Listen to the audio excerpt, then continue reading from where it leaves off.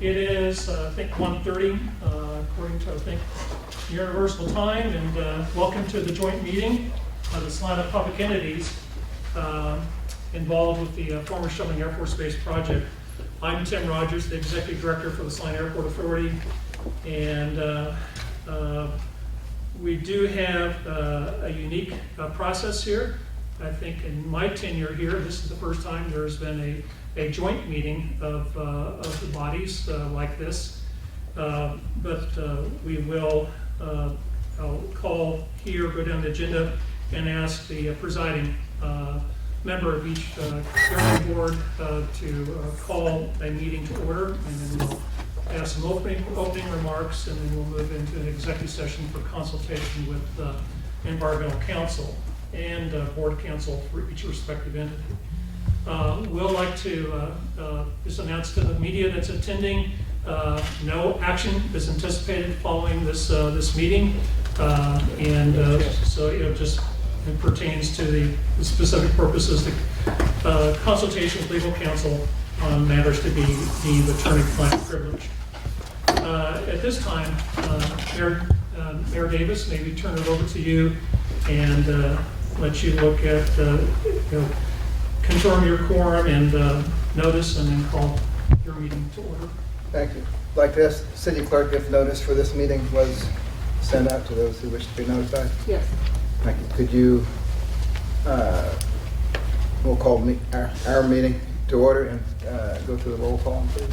Mayor Davis. Here. Commissioner Hay. Here. Commissioner Hodges. Here. Commissioner Hobbick. Here. Commissioner Ryan. Here. Thank you. President Zimmerman, USD 305, and turn it over to you. Yes, I will call our meeting to order of the USD 305 School Board. We do have a quorum. We don't generally call roll, but why don't we just go? Gabe Grant, Jim Fletcher. Here, what are we supposed to say here? Or? Why don't we go, say your name and you say your name. Okay, Gary Denning. Carol Brandert. Emma Doherty. And Angela. That's it. Salina Airport Authority, Chairman Kent Buer. I would like to call this meeting of the Salina Airport Authority together, and I'll ask our Casey, do we have a quorum? Yes. Yes, we're good to go. Okay.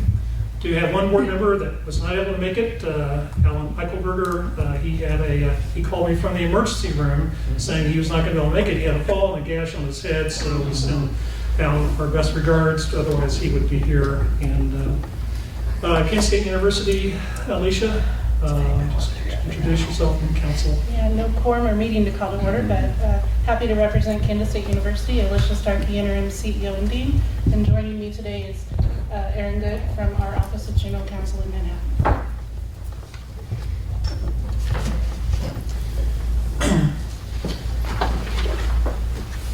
Under the public segment here, and we'll be opening remarks and a review, kind of a how did we get here comments by me. But I think, and then we'll go to executive session and then have again, motions for the joint executive session, again, kind of as we did, calling the meeting to order. And I'll then go through, before that motion, those motions, I'll go through the introduction of the additional participants in the executive session so everybody understands who will be staying in the room and participating as resource individuals. Well, how did we get here? This is, you really want to visit with Doug Curran and Brett Shanks, environmental counsel, but I think we first need to set the stage. How did we get here? And we got here really as a result of an obligation by the United States of America, and Congress recognized the need to go back to formerly used defense sites. The term acronym that's been used is called FUDS, for formerly used defense site. That legislation was done, in the late 80s and 90s, and the Department of Defense, through the Army Corps of Engineers, especially, was going out and looking at sites. In first inspections and assessments of the former Schilling Air Force Base occurred in late 80s and into the early 90s. And that's when we realized, this was more than just a casual, possibly, issue of a little bit of contamination or issues generated by the United States Air Force presence here, and prior to that, the United States Army Air Corps. But we really got into a lot of information on a UST removal, removing underground storage tanks.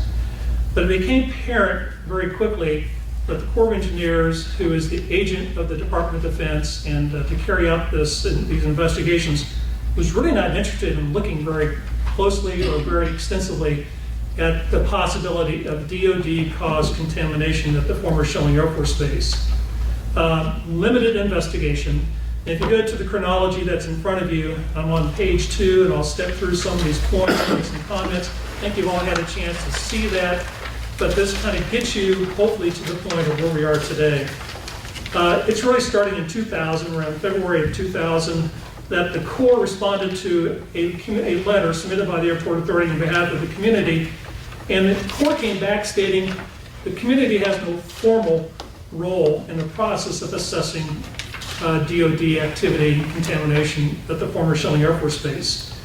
This really was an attempt to push back on the community's concerns and basically said, we'll take care of it and we will be the decider of the issues here. We pushed back and we went to the EPA and learned from the EPA that the EPA does not see the site in that light. The United States Environmental Protection Agency really was looking at the site saying, there is quite a bit that needs to be investigated and needs to be determined before we can say no further action, and hold on to that term here for a moment.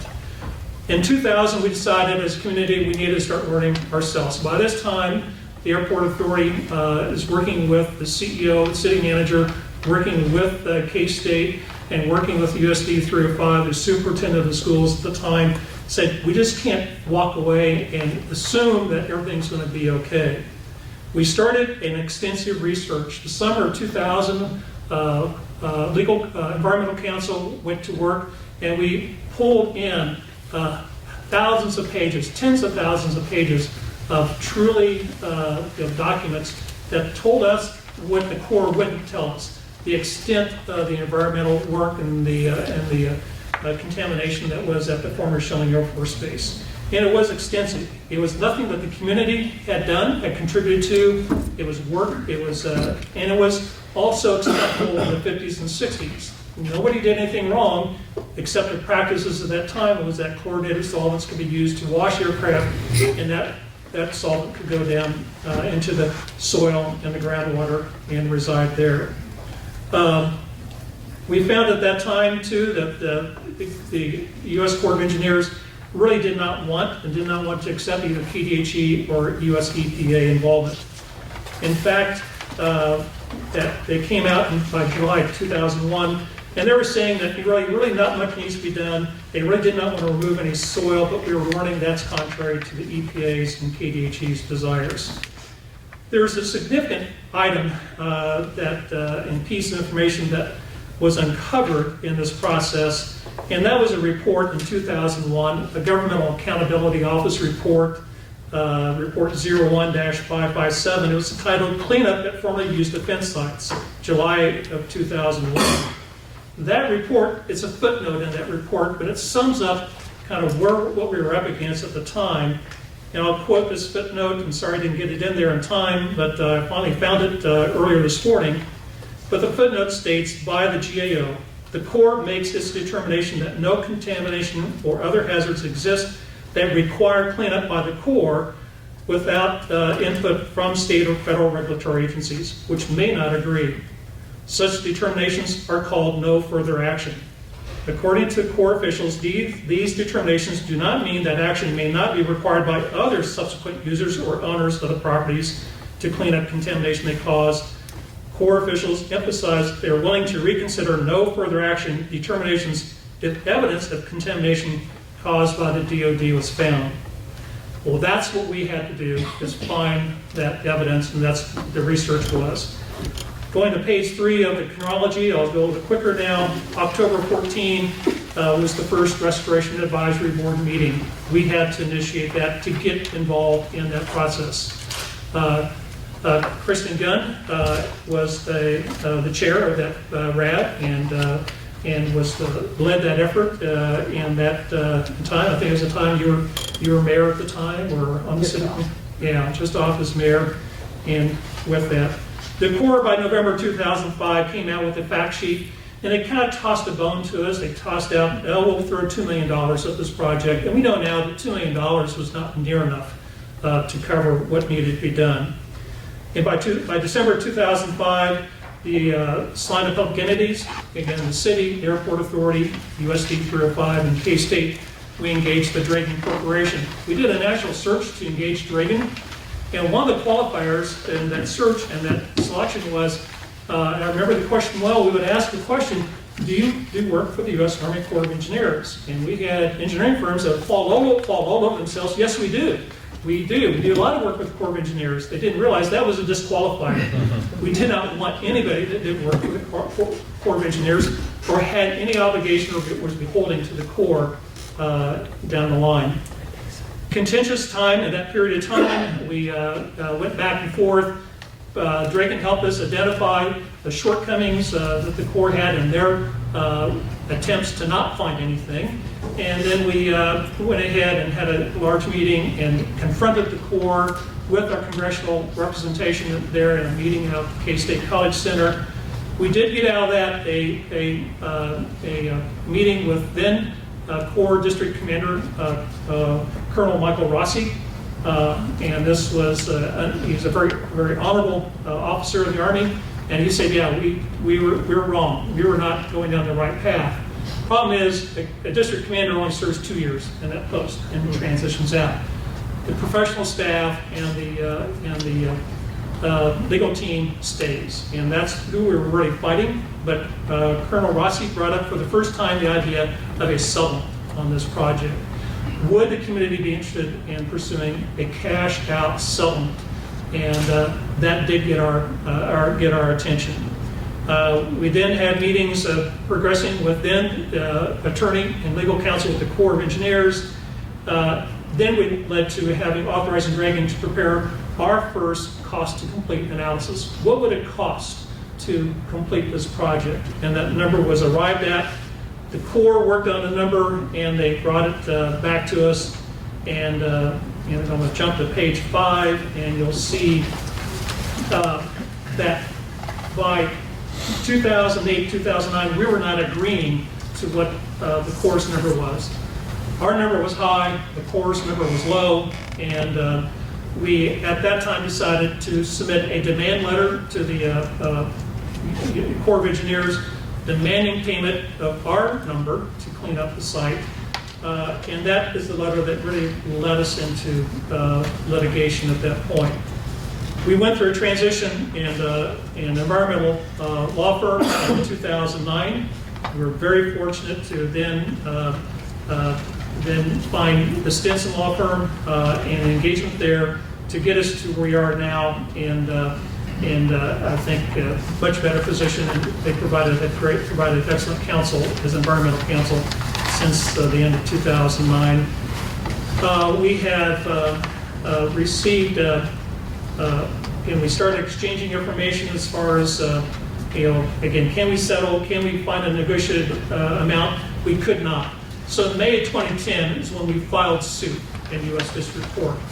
That is the step to get us to a point where we could bring us together, hopefully through mediation, where we could then arrive at a cost to complete or a number to go ahead and proceed with the project.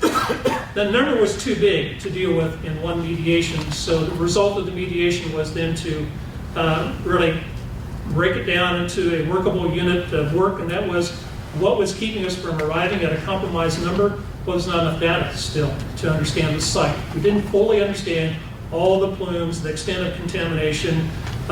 Really not enough work had been done to study remediation methods and alternatives that would work, pilot studies. So it was agreed mediation to do an RIFS and corrective action decision to lead up to that. The remedial investigations was the additional field work to go collect all the data. feasibility study was it feasible to go ahead and develop this project? Is the feasibility, what's feasible as far as the cleanup, the methods and the cost to do that? All that information is provided to the Kansas Department of Health and Environment to go ahead and come up with a corrective action decision. So by 2011, we are meeting in mediation. It started November 2011.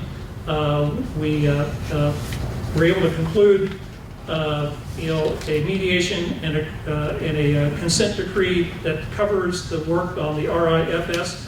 That totaled approximately $9 million. 90% was funded by the federal government, paid out of what's called the judgment fund, and 10% by local funding through the city of Salina. We have successfully completed that work, and then stepping up to today, quickly, the corrective action decision has been set. On pages 8, 9, and 10, just kind of take a look at those highlighted in blue. The point there is, those are all the work products, all the steps along this way of the RIFS and CAD work that we've concluded that has been submitted to KDHE for review and approval. The regulatory agency has been very involved. KDHE is delegated by the US EPA for the oversight on this project. So that corrective action decision is a valid document, and it is the document that we need to carry forward and come to a final resolution with the United States of America on, I don't think the scope of work, and Doug will touch on this later, but it's to the allocation of costs that we're looking for. So that brings us to today, and I've got one comment on the corrective action decision, and again, this is the public document, and just keep in mind that the number in the CAD is $95,210,000, and I'll come back to that in a moment. Any questions on this overview and the work that's been done to this point and how we got here? Tim, just one quick point of clarification. You mentioned how, and I agree, how fortunate we were to be able to transition to have the assistance of the Stinson firm. Just one quick point of clarification. We did have significant effort on Eileen Gatequad's part and IMG Associates while she was here. The reason for our transitioning from Eileen's firm, IMG and Associates, was her relocation to Oregon with her family at the time. The transition from that is what took us to the Session firm, which essentially disqualified themselves by virtue of a hire that they made, and that is what prompted the transition to the Stinson firm. I didn't want anybody to think that it was a problem that Ms. Gatequad had precipitated that transition. Back as the summer of 2000, I think Eileen and I together read close to 100,000 pages of unit histories to arrive at the history of the base, and it was with Eileen's true guidance and leadership that led us to the point so we can learn for ourselves. But the Corps will not tell us. We can dig out and learn for ourselves. And so it gets back to good research, good discipline and researching, and it always helps you write the paper, I believe, right? And so, any other questions? At this point, and I will begin, Mayor Davis, look to you to look at your colleagues and fellow commissioners to consider a motion for joint executive session, and any questions. Legal counsel is here, both for the Airport Authority, the city, and the school board to assist with the motion.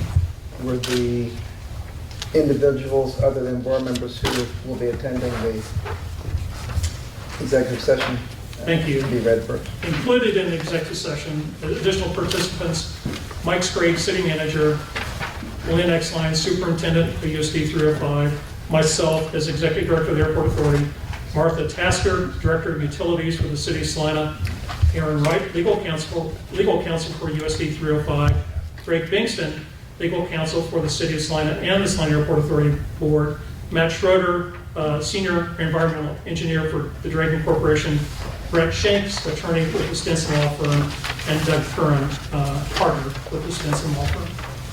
Tim, I had an opportunity to review this, but overlooked Jacob Wood and the city. Thank you.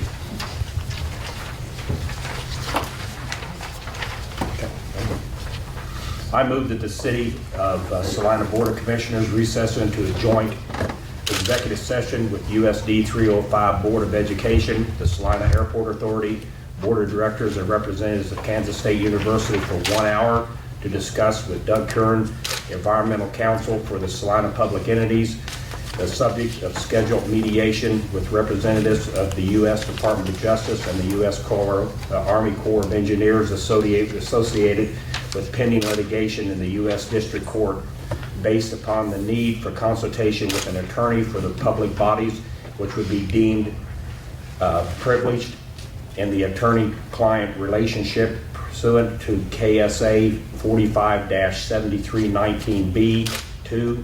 The open meeting will resume in this room at 10 minutes to 3. Okay, been moved and seconded to recess into a joint executive session as read. Any discussion? All in favor, say aye. Aye. Any opposed? Motion carries 5-0. Thank you. Do you hear a motion? Jim?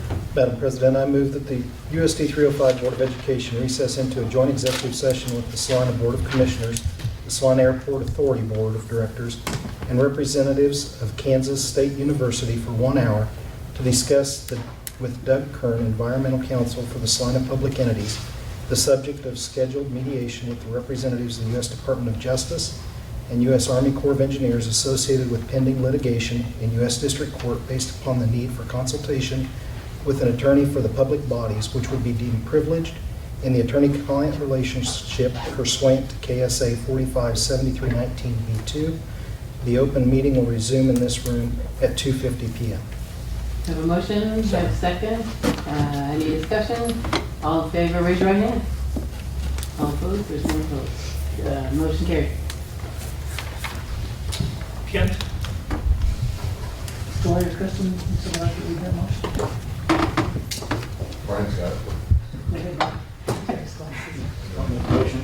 I move that the Salina Airport Authority Board of Directors recess into a joint executive session with the City of Salina Board of Commissioners, the USD 305 Board of Education, representatives of Kansas State University for 1 hour to discuss with Doug Curran, Environmental Counsel for Salina Public Entities, subject of scheduled mediation with representatives of the U.S. Department of Justice and the U.S. Army Corps of Engineers associated with pending litigation in U.S. District Court based upon the need for consultation with an attorney for the public bodies which would be deemed privileged in the attorney-client relationship pursuant to KSA 45-7319B2. The open meeting will resume in this room at 2:50 p.m. Second. For the first, we have a motion and a second, and discussion. Hearing none, all those in favor say aye. Aye. Opposed, same sign. Motion carried. Again, to repeat, for the media, no action anticipated following the executive session.